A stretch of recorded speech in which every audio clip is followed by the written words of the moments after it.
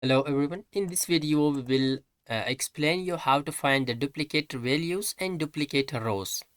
In this first sheet we will explain how to find the duplicate values. In the second sheet is for duplicate rows, to find duplicate rows. Let's start. To find the duplicate values, for that come here to the select your data. After selecting, come here to the conditional formatting and home tab. After that, come here to the first highlight cell in rules. Come there, and to the right side you will see duplicate values. Press that, so it will select. Here you can change the color, for example read fill, read text, or yellow fill with dark. Okay, press OK.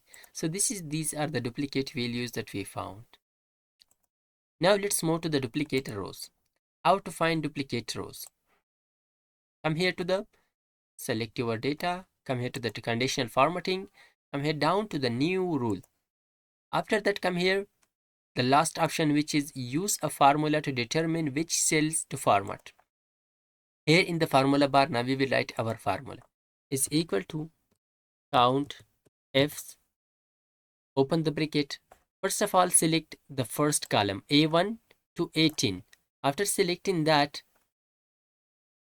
comma, then we will select A1, just A1. So for that, let's write A1 and we will make the column absolute.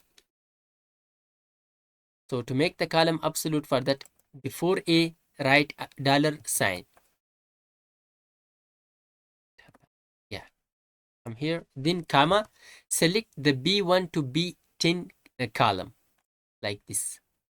After selecting that, again comma, then we will select B1, this one. Okay, so for that, put apart dollar sign to make the column absolute, B1, comma, then we will select C1 to C11, this column.